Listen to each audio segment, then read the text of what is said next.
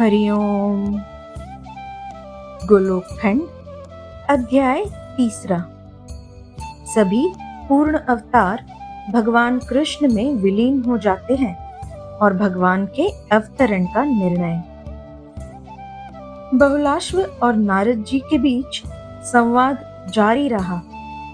बहुलाश्व ने पूछा, हे मुनि नारद, भगवान श्री कृष्ण के दर्शन के बाद देवताओं ने क्या किया? कृपया मुझे बताइए।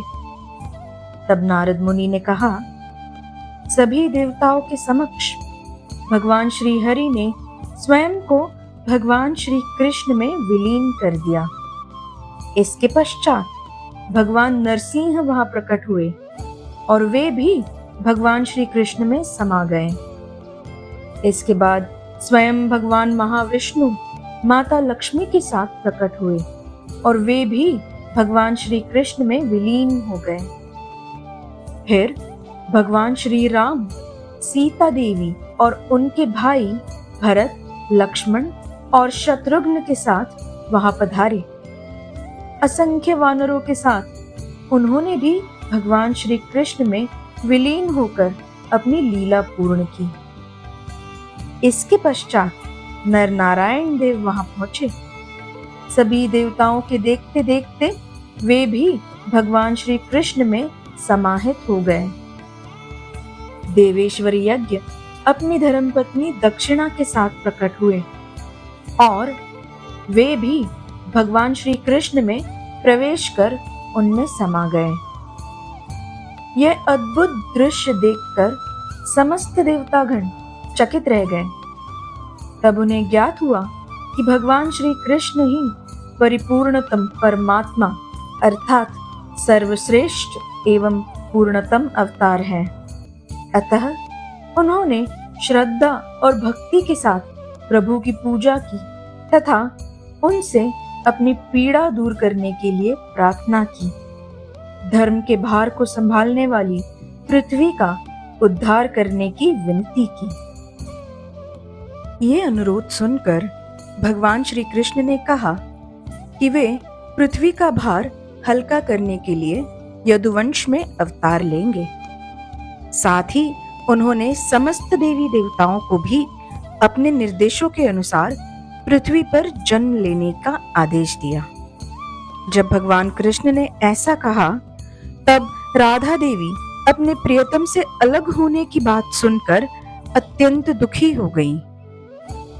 उन्होंने भगवान से कहा, हे प्रियतम, आपके चले जाने के बाद मैं यहाँ अकेली नहीं रह पाऊंगी। यदि आप मुझे छोड़कर चले गए तो मेरा शरीर कपूर की राख की तरह क्षण भर में ही नष्ट हो जाएगा। राधा की ये प्रेम पूर्ण बात सुनकर भगवान कृष्ण बोले, राधे, दुखी मत हो। जब मैं पृथ्वी पर जाऊंगा तब तुम्हें भी अपने साथ लेकर जाऊंगा।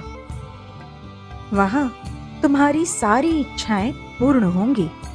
जब राधा ने कहा कि वृंदावन, यमुना और गोवर्धन पर्वत के बिना उन्हें कहीं भी आनंद नहीं मिलेगा, तो भगवान कृष्ण ने अपने दिव्य लोक से 84 कोस भूमि के साथ गोवर्धन पर्वत और यमुना नदी को भी पृथ्वी पर भेज दिया। उसी समय ब्रह्मा ने प्रभु की स्तुति करते हुए पूछा, हे प्रभु, मैं, आप तथा अन्य देवता किन किन घरों में जन्म लेंगे और हमें किस नाम से जाना जाएगा? भगवान कृष्ण ने कहा, मैं स्वयं वसुदेव और देवकी के पुत्र के रूप में अवतार लूंगा।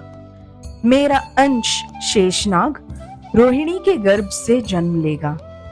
देवी लक्ष्मी राजा भीष्म की पुत्री के रूप में जन्म लेंगी और रुक्मिणी के नाम से जानी जाएंगी। पार्वती जामवंती के रूप में जन्म लेंगी। यज्ञ नारायण की पत्नी दक्षिणा लक्ष्मणा के नाम से अवतार लेंगी। वीरजा पृथ्वी पर कालिंदी के नाम से जानी जाएगी। देवी लज्जा भद्रा के रूप में जन्म लेंगी और गंगा पृथ्वी पर मित्रविंदा होगी। कामदेव रुक्मिणी के गर्भ से प्रद्युम्न के रूप में जन्म लेंगे। भगवान ब्रह्मा प्रद्युम्न के पुत्र के रूप में जन्म लेकर अनिरुद्ध के नाम से प्रसिद्ध होंगे। द्रोण नामक वसु वृंदावन में नंद के रूप में जन्म लेंगे। द्रोण की पत्नी धरा यशोदा के नाम से जानी जाएंगी।